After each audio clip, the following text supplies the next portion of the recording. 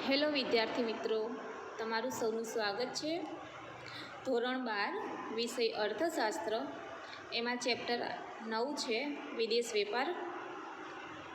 તો વિદેશ વેપાર ચેપ્ટરમાં આપણે ભાગ 1 અને 2 જોઈ લીધા છે.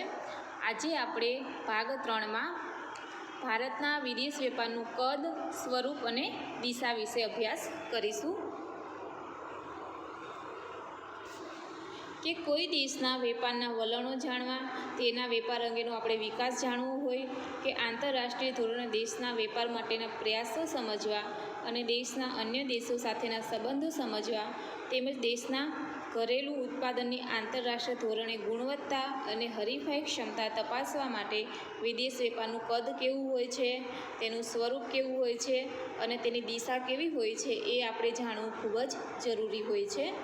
તો આપણે પહેલું જોઈશું કે વિદેશ વેપારનું કદ કેવું હોય. કે વિદેશ વેપારનું કદ એટલે સરળ શબ્દોમાં આપણે કહીએ તો આયાત અને નિકાસ થતી ભૌતિક વસ્તુઓનું કુલ મૂલ્ય, કે જે વસ્તુની આયાત થાય છે અને નિકાસ થાય છે તે વસ્તુની જે ભૌતિક વસ્તુઓ હોય છે, બરાબર, એનું કુલ મૂલ્ય કેટલું છે એ આપણે જાણવું જોઈએ. પ્રતિ વર્ષ જો આયાત માટે થતી ચૂકવણી અને નિકાસમાંથી થતી કમાણી વધતી જાય અને દેશની રાષ્ટ્રીય આવકમાં વેપારના મૂલ્યનો ટકાવારી હિસ્સો વધતો જાય તથા વિદેશ વેપારમાં દેશના વેપારનો હિસ્સો વધે તો તે દેશના વેપારનું કદ વધ્યું હોય એવું કહેવાય છે. કે જો વર્ષ દરમિયાન આપણે આયાત કરીએ છીએ કોઈ વસ્તુને, તેના માટે શું કરીએ છીએ? પૈસાની ચૂકવણી કરીએ છીએ. અને નિકાસ કરવીએ તો એમાંથી આપણે પૈસા કમાવીએ છીએ. એટલે કે આયાત માટે થતી ચૂકવણી અને નિકાસમાંથી જે થતી કમાણી છે એ શું થઈ જાય છે? આપણી વધતી જાય છે. અને જો એ વધતી જાય તો આપણે દેશની જે રાષ્ટ્રીય આવક છે એના વેપારનો જે મૂલ્યનો ટકાવારી હિસ્સો છે એ પણ શું થઈ જાય છે? આપોઆપ વધી જાય છે. અને જો એ વધી જાય તો પછી આપણે એવું સમજવાનું કે દેશના વેપારનું કદ વધ્યું છે. ભારતમાં 1951થી 2016 સુધીના સમયના ગાળામાં આયાત અને નિકાસ બંનેનું કદ અને તેમનો રાષ્ટ્રીય આવક તથા વિશ્વ વેપારમાં ટકાવારી હિસ્સો વધ્યો છે. કે 1951થી 2000 સુધીના જે સમયગાળો છે એમાં આયાત અને નિકાસ બંનેનું કદ અને રાષ્ટ્રીય આવક તથા વિદેશ વેપારમાં એનો જે હિસ્સો હોય છે એ શું થયું છે? વધી ગયો છે. પરંતુ નિકાસના કદ અને વૃદ્ધિના દર કરતાં આયાતનું કદ અને વૃદ્ધિનો દર મોટાભાગના વર્ષમાં વધુ રહ્યા છે. હવે એક નોંધ છે, એ નોંધ જોઈશું આપણે.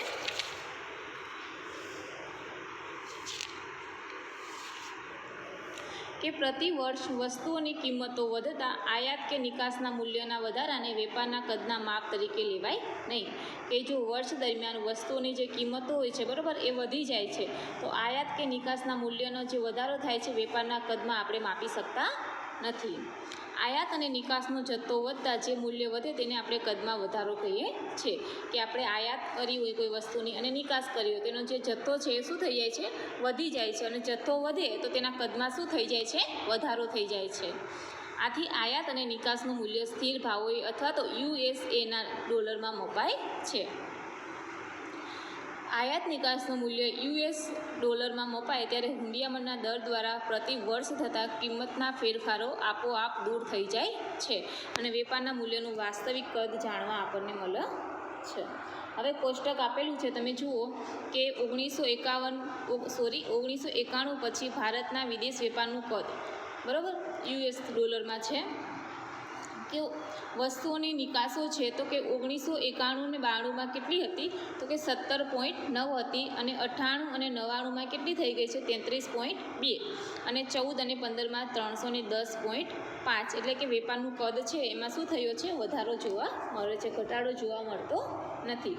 પછી વસ્તુઓની આપણે આયાત કરીએ છીએ, બરાબર, તો એમાં પણ તમે જુઓ તો કે 1991 અને 92માં 19.4 છે, પછી 98 અને 99માં 42.4 છે, અને 14 અને 15માં 448.0 છે. એટલે આમાં પણ વસ્તુઓની આયાતો જે થાય છે એના કદમાં પણ શું થયો છે? વધારો જોવા મળે છે. પછી વેપાર તુલા છે કે એમાં 1.5 છે. પછી 1998 અને 99માં -9.2 છે અને 2014 અને 15માં -137.5 છે. એટલે એમાં પણ શું થયો છે? વધારો થયો છે.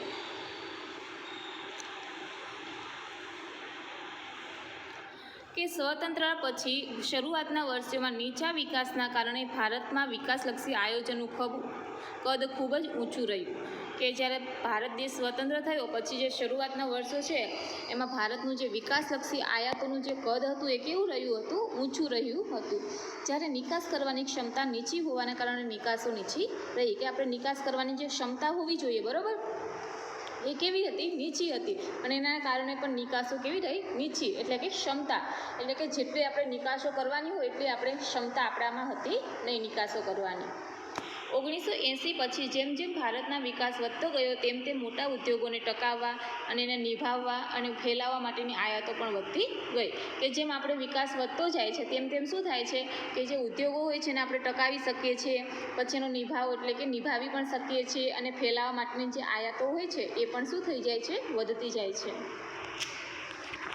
આ ગાળા દરમિયાન દેશમાં આવકોમાં વધારો થતાં દેશમાં માંગ વધતી ગઈ. કે આવકોમાં કોઈ પણ વ્યક્તિ હોય, બરાબર, એની આવક વધારે હોય તો એની માંગમાં પણ શું થશે? વધારો જ થવાનો છે.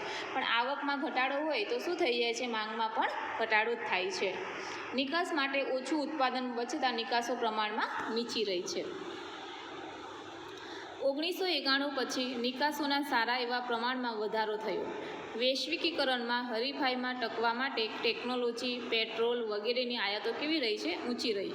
પરંતુ નિકાસો પણ સારા પ્રમાણમાં વધી હતી. વિકાસલક્ષી આયાતો એટલે કે કાચો માલ, નિષ્ણાતોની સલાહ, મશીનો વગેરે. કે વિકાસલક્ષી આયાતો એટલે કઈ આયાતો? કે વિકાસ કરવા માટે કોઈ આયાતોની જરૂર પડે એ. જેમાં કે કાચો માલ છે, બરાબર, જ્યારે કે શેરડી છે, કપાસ છે, એ બધો કેવો માલ છે? કાચો માલ છે. પછી નિષ્ણાતો હોય એની આપણે સલાહ લેવી પડે. જે કઈ બાબતોમાં જાણીતા હોય તો આપણે એની સલાહ પણ લઈએ છીએ. અને કઈ વસ્તુ બનાવવા માટે કંઈ ટેકનોલોજી, કંઈ મશીનની પણ આપણે જરૂર હોય તો એ પણ. એટલે વિકાસલક્ષી આયાતો એટલે કાચો માલ, નિષ્ણાતોની સલાહ અને મશીનો વગેરેનો સમાવેશ થાય છે. નિભાવ માટેની આયાતો એટલે કે વીજળી, પછી આંતરમાળખાકીય સુવિધાઓ અને કૌશલ્ય પ્રાપ્તિ વગેરે માટે થતી આયાતો.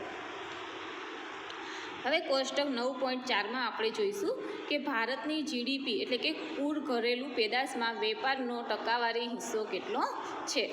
હવે ભારતના વેપારનો જીડીપીમાં ટકાવારી હિસ્સો છે કે વેપારની USA ડોલરમાં માપણીના આધારે આપણે જોઈએ કે 1981માં 12 છે. પછી 1991માં 13.9 છે અને 2001માં 19 છે અને 2011માં 41.8 છે અને 2014માં 38.3 છે. એટલે કે જે ભારતનો જે વેપારનો જીડીપીમાં જે હિસ્સો હોવો જોઈએ એ ક્રમશઃ શું થઈ જાય છે? પહેલાં 19 સુધી તો વધે છે, પછી 19 પછી પણ સતત વધતો જ હોય છે. પછી 2011માં 41.8 છે અને 2014માં શું થઈ જાય છે? એમાં ઘટાડો થઈ જાય છે. એટલે કે એનો ટકાવારી હિસ્સો ઘટી જાય છે 2014માં. હવે અહીંયા ગ્રાફ આપેલો છે, તમે જોઈ શકો છો કે ઉપર જે કોષ્ટકમાં હતું એ રીતે ગ્રાફમાં દર્શાવવામાં આવ્યું છે, બરાબર, કે ટકાવારી હિસ્સો છે 5, 10, 15, 20, 25, 30, 35, 40 અને 45થી. કે તમે 1981માં જુઓ તો કેટલો હતો ટકાવારી હિસ્સો? 12 હતો. અને પછી 1991માં 13.9 છે અને 2001માં 19 છે અને પછી 2011માં કેટલો છે? 41.8 છે, બરાબર. અને પછી ઘટી ગયો છે ટકાવારી હિસ્સો અને 2014માં ઘટીને કેટલો થયો છે? 38.3 થયો છે.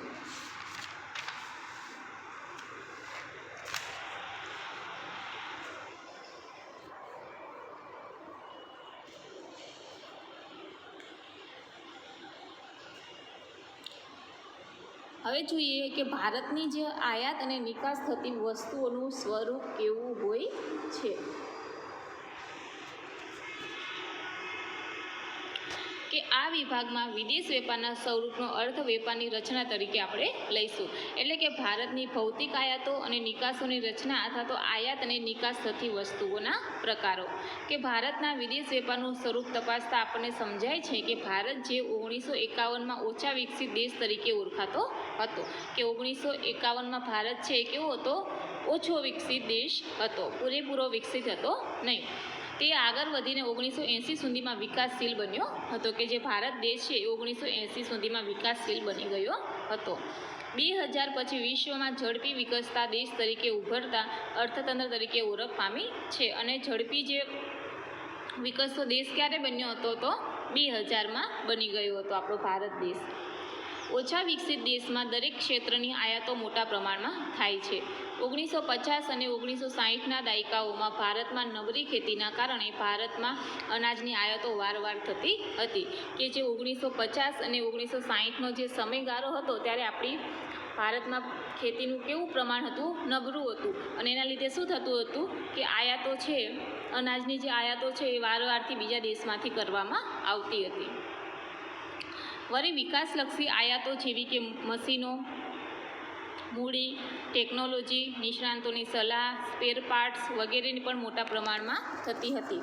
કે આપણે કોઈ વિકાસલક્ષી આયોજન કરવું છે, બરાબર, તો એના માટે આપણે આયાતોની જરૂર પડતી હતી. તેમાં કઈ કઈ બાબતોનો સમાવેશ થાય છે? તો કે મશીનો છે, પછી મૂડી એટલે કે પૈસા, પછી નવી ટેકનોલોજી અને નિષ્ણાંતોની સલાહ, સ્પેર પાર્ટ્સ વગેરેની પણ આપણે મોટા પ્રમાણમાં આયાત કરતા હતા બીજા દેશ પાસેથી. વળી નીચા વિકાસની પરિસ્થિતિમાં પ્રાથમિક ચીજવસ્તુઓની નિકાસો વધુ હોય છે. કે નીચા વિકાસની જે પરિસ્થિતિ હોય છે એમાં પ્રાથમિક જે ચીજવસ્તુઓ છે એની નિકાસ પણ કેવી હોય છે? વધારે હોય છે. ભારતમાં ચા, કોફી, શણ, કાચી ધાતુઓ અને ખનિજ વગેરેની નિકાસનું પ્રમાણ વધુ હતું. કે આપણા ભારત છે એમાં ચા, કોફી, શણ, કાચી ધાતુઓ વગેરે છે એનું ઉત્પાદન શું થતું હતું? વધારે થતું હતું. તો એની નિકાસ પણ વધારે થતી હતી. અને ઔદ્યોગિક વસ્તુઓની નિકાસો નીચી હતી. જે ઉદ્યોગોને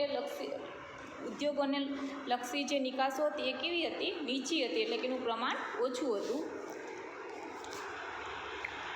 જ્યારે દેશ વિકાસશીલ બને ત્યારે અનાજની આયાતો ઘટવા પામે છે. હવે આપણો દેશ છે, બરાબર, એ વિકાસશીલ થઈ જાય તો શું થાય છે કે અનાજની જે આયાતો છે શું થઈ જાય છે? ઘટી જાય છે. અને દેશની નિકાસોનો પ્રાથમિક વસ્તુઓનો હિસ્સો પણ ઘટે છે. અને ઔદ્યોગિક નિકાસોનો હિસ્સો વધે છે. કે જે પ્રાથમિક વસ્તુઓનો હિસ્સો છે એ શું થઈ જાય છે? ઘટી જાય છે. અને ઔદ્યોગિક નિકાસોનો જે હિસ્સો છે એ શું થઈ જાય છે? વધી જાય છે. ભારતમાં 70 અને 80ના દાયકાઓમાં આ પ્રકારના વલણો જોવા મળ્યા હતા.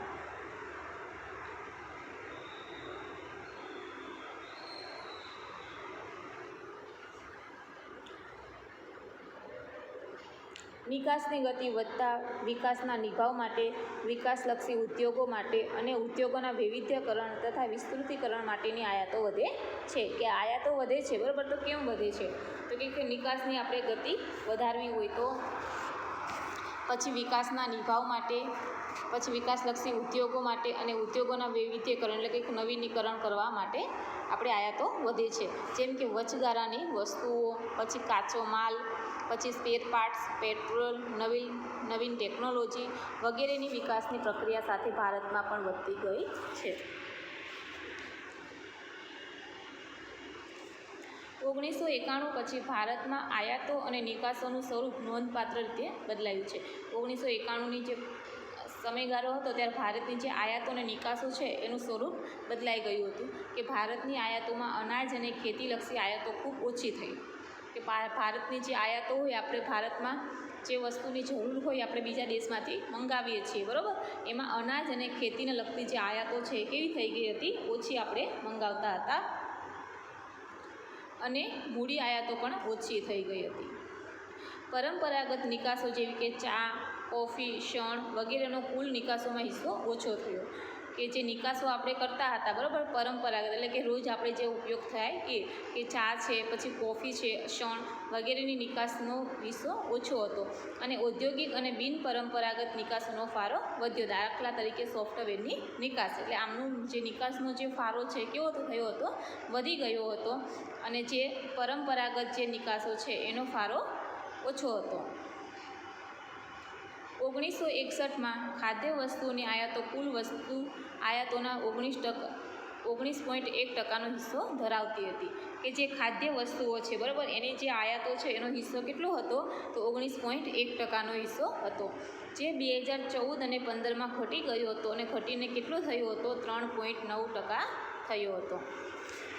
એટલે કે ભારતે અનાજ અને અન્ય ખાદ્ય વસ્તુઓના સ્વનિર્ભર પ્રાપ્ત કરી. કે આપણે જે વસ્તુની આપણે આયાતો કરતા હતા બીજા દેશમાંથી બરાબર, તો આપણે સ્વનિર્ભર એટલે કે આપણે પોતે આપણા ભારતમાં એ વસ્તુનું ઉત્પાદન કરવા લાગ્યા, એટલે કે એની આયાતોમાં શું થયો છે ઘટાડો થયો છે. વિકાસની ગતિ વધતા ભારતમાં મૂડી અને મૂડી પ્રચુર વસ્તુઓ પણ સારી રીતે ઉત્પન્ન થઈ શકી. કે ભારતની વિકાસ થઈ ગયો બરાબર, વિકાસ થઈ જાય પછી શું થઈ જાય છે ભારતમાં મૂડી અને મૂડી પ્રચુર જે વસ્તુઓ હોય છે એ પણ આપણે સારી રીતે ઉત્પન્ન કરવા લાગી ગયા. આથી મૂડી આયાતો સારા પ્રમાણમાં ઘટવા પામી હતી. 1960 અને 61માં કુલ વસ્તુ આયાતોમાં મૂડીજન્ય આયાતોનો હિસ્સો 31.7% હતો, જે ખૂબ ઊંચો હતો, જે 2014 અને 2015માં ઘટીને 9.8% થયો હતો. કે જે આયાતોનો જે હિસ્સો હતો બરાબર 1960 અને 61માં કેટલો હતો 31.7% હતો અને જે ખૂબ ઊંચો હતો, પરંતુ 2014 અને 2015માં એ ઘટી ગયો હતો અને ઘટીને કેટલો થયો હતો તો 9.8% જેટલો થયો હતો.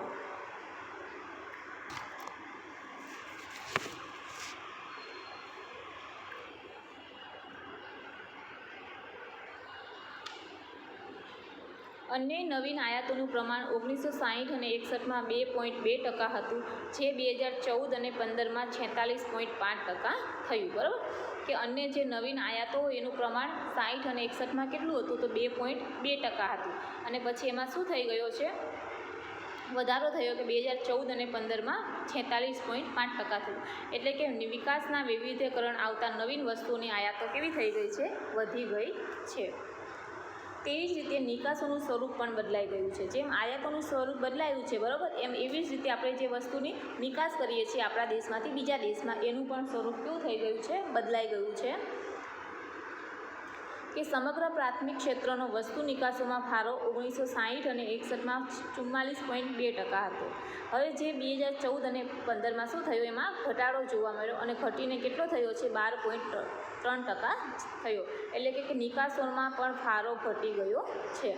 જેમાં ચા તથા કોફીની નિકાસોનો હિસ્સો 9.3થી ઘટીને 0.2%નો થયો. કે ચા તથા કોફીની જે નિકાસ આપણી કરતા હતા એનો પણ ફાળો કેટલો થઈ ગયો હતો, પહેલાં વધારે હતો 19.3 હતો, હવે એ ઘટી ગયો છે અને ઘટીને કેટલો થયો છે તો 0.2%નો થયો છે.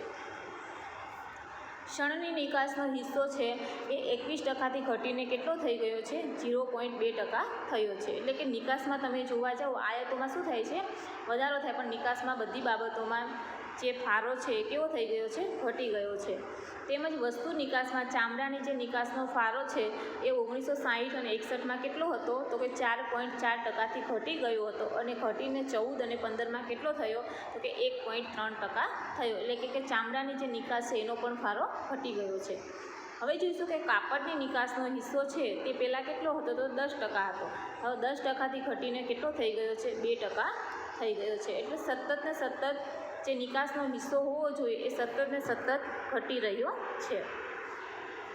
તેની સામે તૈયાર કપડાઓની વસ્તુ નિકાસમાં હિસ્સો જે 1960 અને 61માં કેટલો હતો તો કે 0.1% જેટલો હતો અને તે 14 અને 15માં વધી ગયો હતો. કે જે તૈયાર કપડાં હોય છે બરાબર એની વસ્તુ નિકાસમાં જે ફાળો હતો એ 0.1% જેટલો હતો અને 14 અને 15માં એમાં શું થયો છે વધારો થયો છે અને વધીને કેટલો થયો છે તો કે 5.4% જેટલો થયો છે. બધી જ ઉત્પાદિત વસ્તુઓનો કુલ વસ્તુ નિકાસમાં હિસ્સો જે 1960 અને 61માં 45.3% હતો તે 14 અને 15માં વધીને કેટલો થઈ ગયો છે 66.7% જેટલો થયો. કે જે ઉત્પાદિત જે વસ્તુઓ થઈ ગઈ છે બરાબર એની વસ્તુ નિકાસમાં જે હિસ્સો હોય છે એમાં 60 અને 61માં 45.3% હતો અને તેમાં વધી ગયો હતો અને વધીને કેટલો થઈ ગયો છે તો 66.7% જેટલો થઈ ગયો છે. પેટ્રોલને લગતી જે નિકાસો છે એમાં પણ તમે જોવા જાઓ તો વસ્તુ નિકાસનો જે ફાળો છે બરાબર એ 60 અને 61માં 1.1% હતો, જે 2014 અને 15માં વધી ગયો હતો અને વધીને કેટલો થઈ ગયો છે તો કે 18.5% જેટલો થયો છે. એટલે તમે આમાં અમુક વસ્તુ જે ચામડાની નિકાસો છે બરાબર એમાં તો ફાળો ઘટ્યો છે, પણ જે કાપડની નિકાસો છે એમાં પણ ફાળો ઘટ્યો. પણ હવે જોવા જઈએ તો જે તૈયાર કપડાની વસ્તુઓ છે બરાબર એની વસ્તુ નિકાસમાં ફાળામાં શું થઈ ગયો છે, વધારો થયો છે. અને જે ઉત્પાદિત વસ્તુઓ છે પણ એમાં પણ ફાળામાં ટકાવારી હિસ્સામાં શું થયો છે, નિકાસમાં ફાળો વધી ગયો છે. અને જે પેટ્રોલને લગતી વસ્તુઓ છે એમાં પણ તમે જોવા જાઓ તો વસ્તુ નિકાસમાં એનો પણ ફાળો વધી ગયો છે. એટલે આયાતોમાં ફાળામાં શું થાય છે, ઘટાડો થાય છે, પણ જે નિકાસોમાં હોય છે એમાં એ ટકાવારી હિસ્સામાં નિકાસોમાં એનો ફાળો વધી જાય છે.